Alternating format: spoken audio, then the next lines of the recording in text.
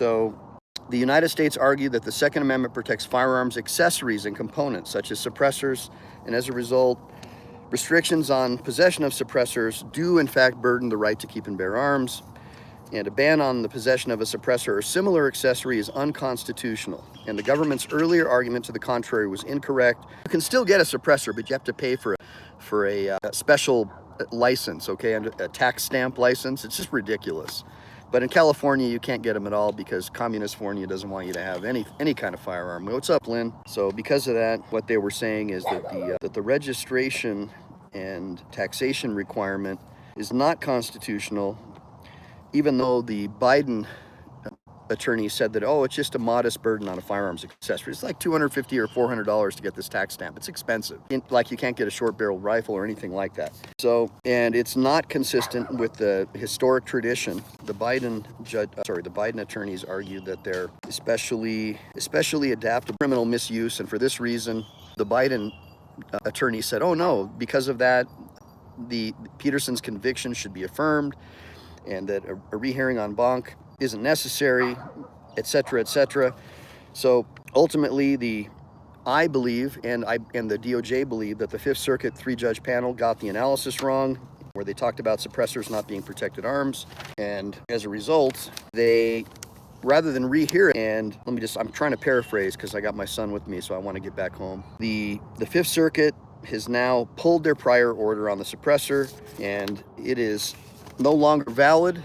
It's no longer valid, and the court's directive and opinion was withdrawn, and it's probably not going to go en banc. It's going to go back to the original judge. The panel probably isn't going to reconsider it with respect to upholding the conviction. They're going to send it back to the original judge to make an opinion consistent with the Department of Justice's arguments that in fact suppressors are an integral part of the firearm. So if they have a Democrat judge, obviously he's going to vote against it. So it's going to be reviewed by the lower court judge, and basically they're going to argue that it needs to be reconsidered. So the Fifth Circuit probably is not going to reconsider the case in light of the new position and new arguments made by the Trump administration, since both Mr. Peterson and the DOJ are saying that the only reason they should take review is to reverse it. But what they did is they just vacated their opinion. So rather than reverse the conviction, they vacated their opinion that suppressors are not arms. And it's probably going to have a re-review of the NFA taxation registration process because they pulled that decision.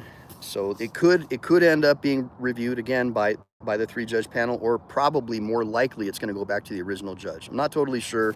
I've got to do some more research. It's getting hot out here, so I want to crank this out as quickly as I can. So the Trump DOJ is arguing that the NFA's process is not constitutional, and we're gonna have to look at the briefs. But ultimately, what the Trump administration is arguing is that suppressors are protected arms under the Second Amendment, and that alone would be a huge win for all of us, people who support the Constitution, because it would create a critical split. And I talked about jurisdictional splits the other day and why case law is important in our American common law system. Because once there's a jurisdictional split between, like, say, California and another circuit, it goes to the Supreme Court in order for them to ultimately arbite it. So we need to get it up there now, and so that's why this is an important decision. So the 10th Circuit and the 9th Circuit and others believe that suppressors are not protected arms, just like they believe magazines aren't protected arms and triggers aren't protected arms, front sight tips aren't protected arms, they're all just accessories.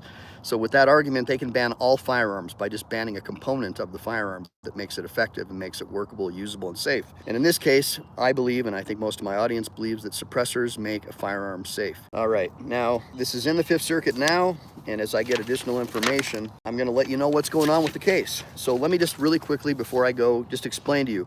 So in 1934, the National Firearms Act was passed. It's a federal law regulating the sale and possession and transfer of firearms and devices like machine guns, short-barreled rifles, suppressors, things of that nature, and it's being handled by the Bureau of Alcohol, Tobacco, and Firearms, all right? And firearm suppressor, commonly known as a silencer, I just want you to know what it is attached to the barrel of a firearm to reduce the noise and muzzle flash so you can use the firearm more effectively.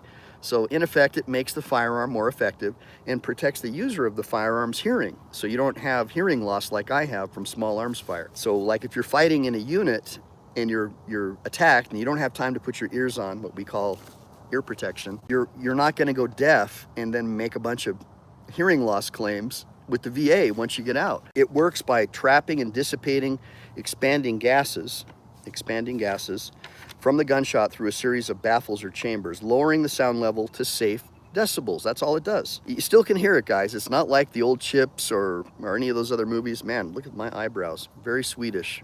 Man alive, I look like a Navy Sea Admiral, for crying out loud. So in the US, suppressors are regulated under the National Firearms Act of 1934, like I said, and it requires a tax stamp, a federal tax stamp of $200 to get one, but you can't get them at all in Communist Fornia, all right? And you can't even have a threaded barrel on your firearm. If you have a threaded barrel attached to your firearm, I believe that's a felony in California.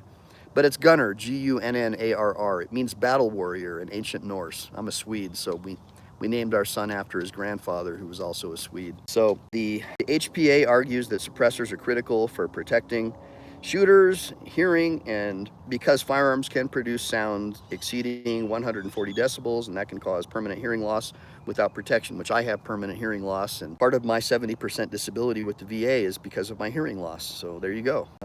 And let's just get into a little bit more. And of course, if you get a tax stamp, you're subject to being searched and seized and regular background checks. It's a nightmare. It's crazy. To exercise your fundamental, unalienable right to keep and bear arms, you've got to get a special license, right? It reminds me of Mao Zedong under communist China.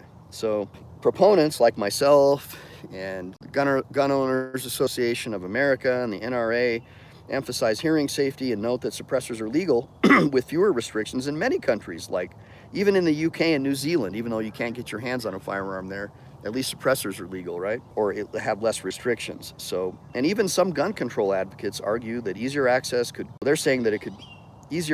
could complicate law enforcement efforts or increase risks in criminal scenarios through evidence leaking suppressors to crime, whatever. If you want specifics on the HPA status or suppressor regulations in particular, let me know and I'll do another show about it. So Gunny, can you stow this gear away in my backpack?